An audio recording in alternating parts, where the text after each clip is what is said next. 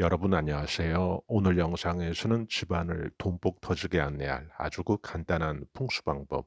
그러나 돈복 터주는 풍수 효과만큼은 빼곡하게 박혀 있는 과일 키위 씨만큼 또 알차게 또 우리에게 전해줄 풍수 방법 여러분들과 함께 살펴보겠습니다. 꽤 오래전 저는 한 부부를 풍수 상담을 한 적이 있었습니다. 서울 충무로의 인현동이라고 하는 인쇄 골목이 있습니다. 그곳에서 이제 부부가 아주 열심히 인쇄 관련 연관업을 하시는 그런 분이었습니다. 그분들은 요즘처럼 디지털이 대세가 되기 이전 세대이기 때문에 수동 식작이라고 하는 손으로 이제 일일이 인쇄할 글씨를 치던 그런 시절이 있었는데요. 풍수 상담을 부부가 함께 원한다는 것, 이거 현장에선 좀 드문 일입니다. 그래서 꽤 시간이 지났음에도 그분들 얼굴이 또렷이 기억이 됩니다. 여러분들께서는 저희 채널에 시청자분들의 여성 대 남성 성비가 얼마나 된다고 생각을 하시나요? 굉장히 편중이 되어 있습니다. 여성 대 남성 시청자분들의 비율이 여성이 8, 남성이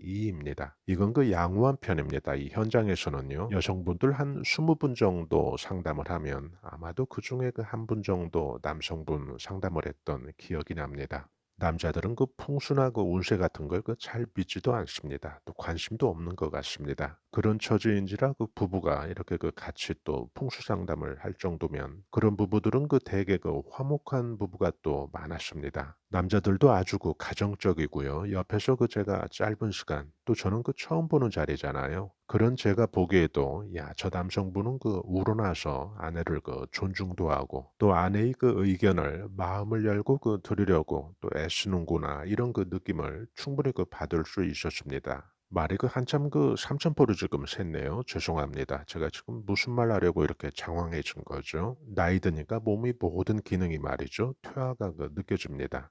그 부부 이야기를 왜 제가 이렇게 하게 됐냐면요.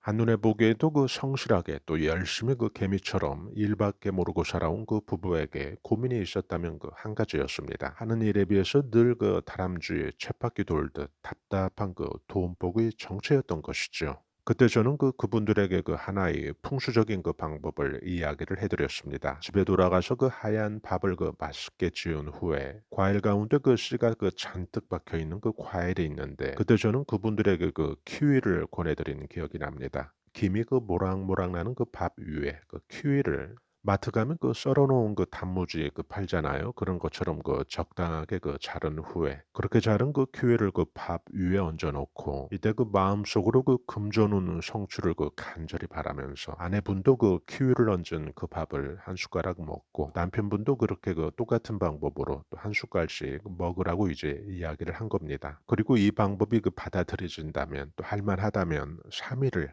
같은 방법으로 첫째 날에도 또 둘째 날에도 또 셋째 날에도 연이어서 멈추지 말고 3 번만 딱 해 보라고 이제 말을 한 겁니다. 그리고 이제 그분들이 그 이야기를 듣고 이제 돌아갔겠죠. 흰 쌀밥 위에 씨가 많은 과일을 넣는 이 풍수적인 상징 속에는 부와 번영의 또 압축된 의미가 들어 있습니다. 백미는 풍요의 금전운을 이끄는 마중물이 되어 주기도 합니다. 그런 금전운의 토대 위에 올려진 이렇게 씨가 많은 과일은 번영과 다수학의 결실을 이끌게 됩니다. 흰밥이라고 하는 금전운의 토대 위에 이렇게 무수히 뿌려진 이 돈복의 씨앗은 삶을 번영으로 안내하는 또 누구나 희망하는 돈복이 활짝 열린 바뀐 환경을 의미합니다. 그런 바뀐 환경을 위해서 파종되는 도구가 바로 씨라는 것이죠. 과일의 씨 말이죠. 흰 쌀밥 위에 이렇게 얹혀진 씨가 많은 과일의 암씨는 과일이 지니고 있는 항산화제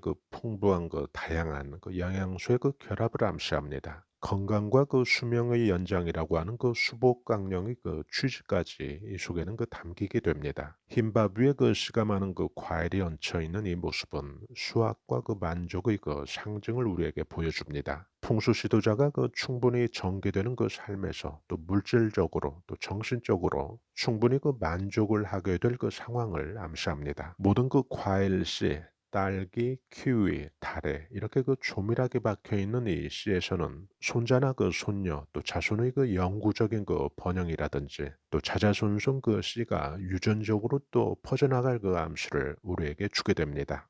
흰 쌀밥은 그 안정된 돈복의 상징입니다. 그 위에 자손들의 그 퍼짐이 또 대를 이어서 이어질 그 암시가 표현이 된 것이죠. 이러한 그 풍수적인 그 조합과 배열은 많은 그 자손들을 가지게 될 그 암시도 또 함께 주게 됩니다. 저는 그 이 부부에게 그 딸이 둘이 있다는 그 이야기를 전해 들었는데요. 시간이 그 꽤 지난 후 이 말이 씨가 되는 건가라고 다시 아주 신기하게 여겨졌던 게, 이 두 딸이 모두 그 나중에 그 시집을 가서요 출산을 하게 되었는데, 아주 그 공교롭게도요, 큰딸도 그 쌍둥이, 또 작은딸도 그 쌍둥이를 낳은 겁니다. 물론 그 부모가 밥 위에 얹어서 먹은 그 키위씨 때문은 물론 아니겠지만요. 어쨌든 그 풍수에서 그 설명이 되고 있는, 또 제시가 되고 있는 그 자손의 번영과는 그대로 또 일치된 그 모습을 보여주기 때문에 개인적으로 그때 저는 아주 신기하게 그렇게 느껴진 거죠.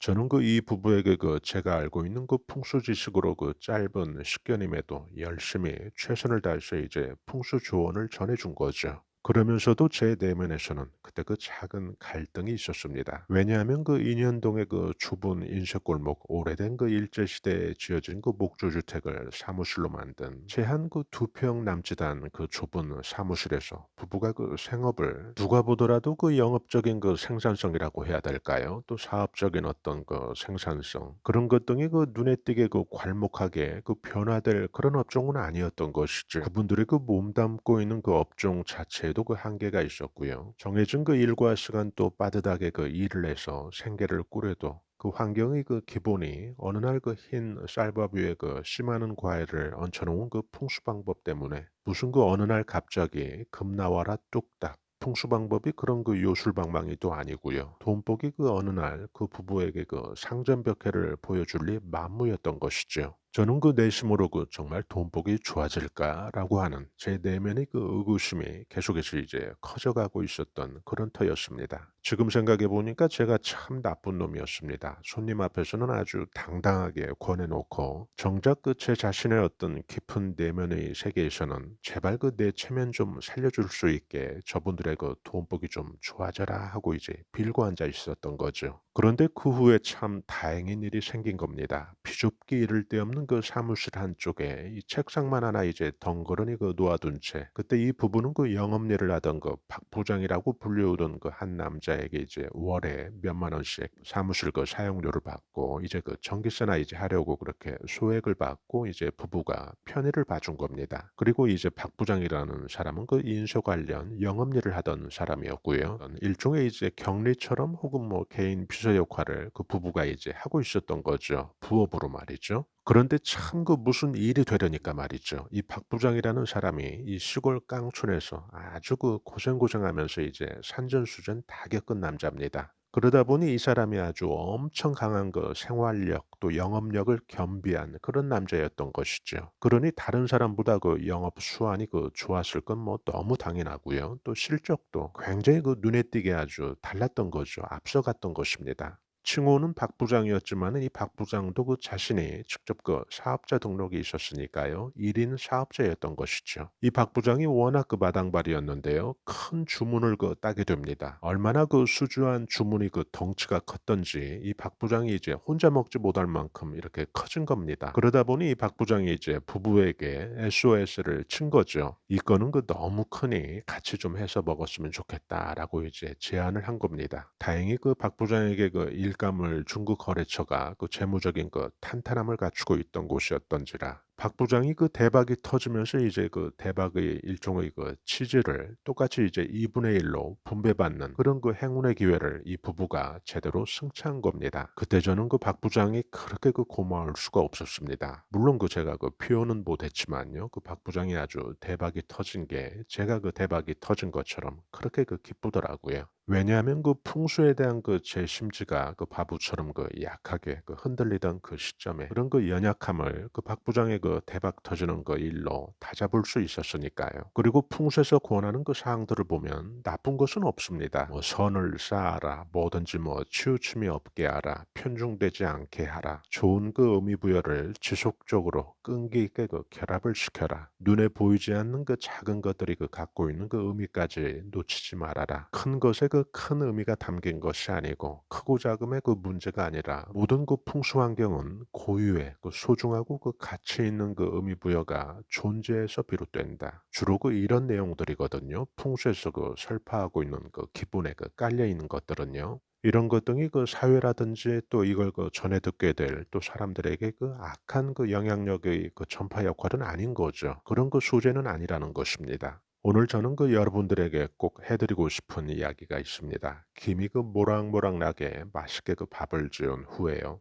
그 쌀밥 위에 꼭 오늘 그 예를 든 그 퀴만 해당되는 것은 물론 아니고요. 씨가 많은 그 과일 그 한 조각 올려서 눈을 감고 음미하듯이 그 쌀맛도 느껴보시고요. 또 그 위에 그 얹혀진 그 씨 하나하나 그 씹으면서 '아 지금 내가 그 미래의 풍요를 몰고 올 그 돈복을 지금 파종하는 거구나.'라고 그렇게 그 생각을 해 보시고 드시기 바랍니다. 풍수에서 그 부와 번영, 건강과 장수, 그리고 자손의 그 번영까지 가득 담긴 그런 그 풍수 방법이라고 설명이 되고 있으니까요, 이 방법이요.